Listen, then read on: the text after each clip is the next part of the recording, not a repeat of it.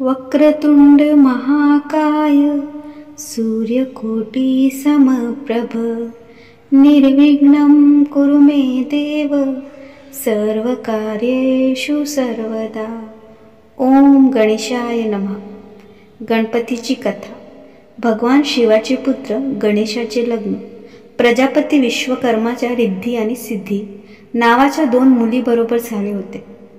सिद्धीपासून शेम आणि रिद्धीपासून लाभ नावाची मुले झाली. लोक परंपरेत याला शुभ लाभ असे म्हणतात. गणेशाचे लग्न देखील अतिशय रोचक परिस्थितीत झाले होते. त्यांचे लग्न होत नव्हते. या लग्नाची देखील चर्चा सर्व पुराणात मनोरंजक पद्धतीने मिळते. श्री गणेशाच्या विवाह संबंधी मुख्यतः 2 कथा प्रचलित आहेत. यातील एका कथेत तुळशीचे वर्णन आहे.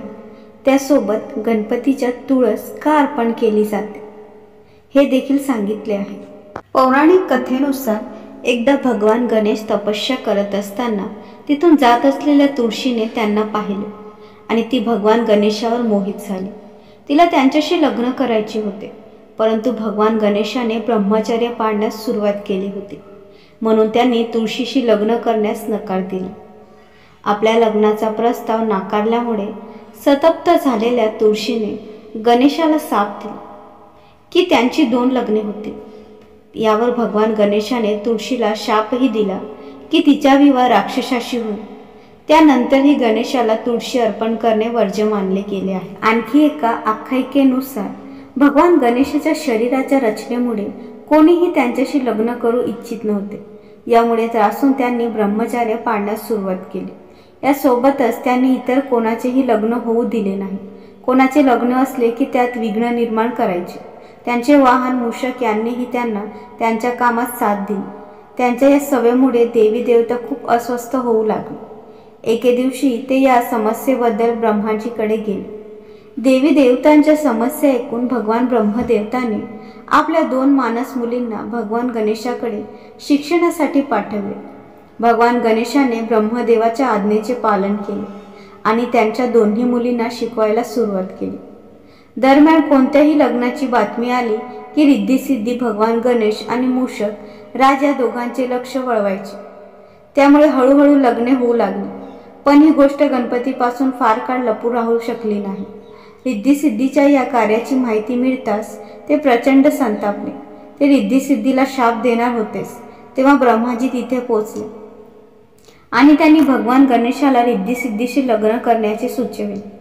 ब्रह्माजींच्या सूचनेनुसार भगवान श्री गणेशाने रिद्धी-सिद्धीशी विवाह केला आणि अशा प्रकारे त्यांचे 2दा लग्न झाले. भगवान गणेश हे हिंदू धर्मातील प्रथम पूज्य देव मानले जातात. कोणतेही शुभ कार्य करण्यापूर्वी त्यांचे नाव घेतले जाते. त्यांचे नाव घेतल्याशिवाय कोणतेही कार्य सुरळीत पद्धतीने होऊ शकत नाही. त्यांच्याशी निगडीत 5 लोकप्रिय कथा. पहिली कथा.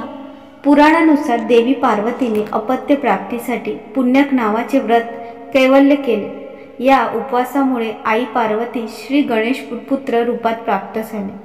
या उपवासासाठी शिवने इंद्रास पारिजातक वृक्ष देण्यास सांगितले, पण इंद्राने पारिजातक वृक्ष देण्यास नकार दिला. तेव्हा त्यांनी पार्वतीच्या व्रत कैवल्यासाठी पारिजातकच्या वनाची बांधणी केली.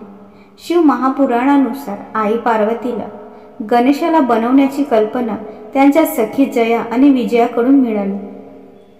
त्यांच्या सखींनी पार्वतीला सांगितले की नंदी आणि इतर गण फक्त महादेवाच्या आज्ञेचे पालन करतात, म्हणून आपण देखील एक असा गण तयार करावा जो फक्त तुझ्याच आज्ञेचे पालन करेल. या कल्पनेने प्रभावित होऊन देवी पार्वतीने आपल्या मळपासून गणेशाची निर्मिती केली. दुसरी कथा. एका कथेनुसार शनीची दृष्टी पडल्यामुळे बाळ गणेशाचं डोकं सोडून भस्मसात झालं.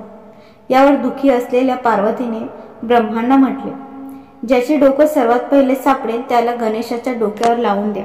अशा प्रकारे पहिलं डोकं एका हत्तीच्या बाळाचे सापडले. त्यामुळे गणेश गजानन बनले.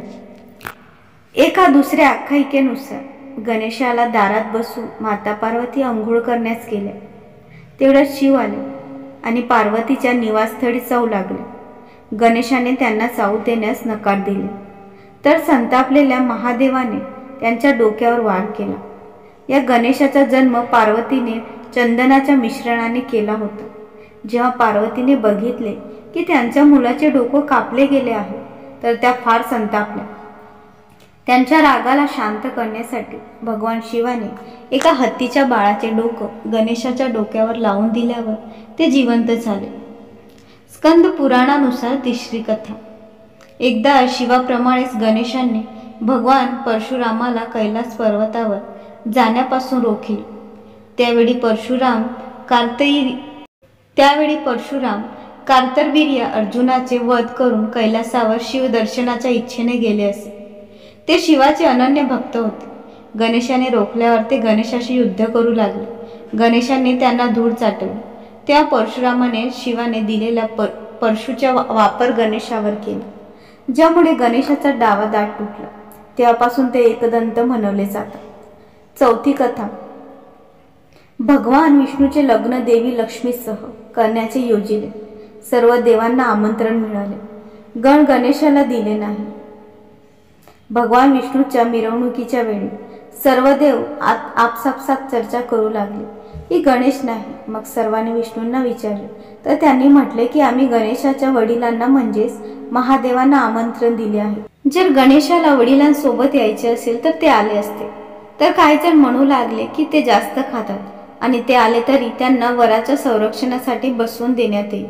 नंतर ही गोष्ट गणेशाला समजताच यांनी आपल्या मूषक सैन्याला पुढे पाठवून वाटेला खालून पोकळ करून दिले। वराड तिथून निघाल्यावर रथाची चाक जमिनीत रुतली। बऱ्याच वेळा प्रयत्न केल्यावर देखील चाक नाहीच निघाले। सर्वांनी आपापल्या परीने प्रयत्न केले तरीही निघाले नाही। बऱ्याच जागेतून तुटायला लागले। कोणालाही काही सुचत नव्हते की आता काय करावे। तेव्हा नारदजींनी सांगितले की आपण गणेशाचे अपमान करून चांगले केले नाही। जर आपण त्यांना मान देऊन आमंत्रित कराल तरच आपले कार्य सिद्ध होऊ शकेल आणि हे संकट देखील टळेल। मग शंकराने आपल्या सेवक नंदीला पाठविले आणि ते गणेशाला घेऊन आले। गणेशाची आदराने पूजा करताच रथाची चाके निघाली। पाचवी कथा। देवी पार्वतीला सर्व देवांनी अमृतापासून तयार केलेले एक दिव्य मोदक दिले। मोदक बघून दोन्ही मुले कार्तिकेय आणि गणेश आईकडून मागू लागले।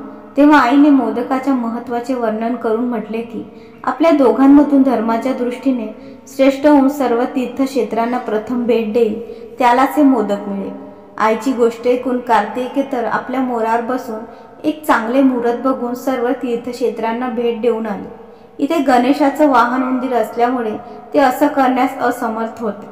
तेव्हा गणेशाने अत्यंत आदराने आपल्या आई वडिलांच्या भोवती प्रदक्षिणा घालून त्यांच्यासमोर जाऊन उभे राहिले। हे बघून आई पार्वती म्हणाल्या की सर्व तीर्थक्षेत्रात केलेले स्नान, सर्व देवांना केलेला नमस्कार, सर्व यज्ञाची फलप्राप्ती, सर्व प्रकारचे उपवास, मंत्र, योग आणि संयमाचे पालन हे सर्व आई वडिलांच्या पूजेच्या 16व्या भागाच्या बरोबर देखील असू शकत नाही। म्हणून हे गणेश शेकडो पुत्र आणि शेकडो गुणांच्या पेक्षा वर आहे। म्हणून हे मोदक मी गणेशाला देत आहे। आई वडिलांच्या भक्तीमुळे प्रत्येक अज्ञात सर्वात आधी गणेशाची पूजा होईल।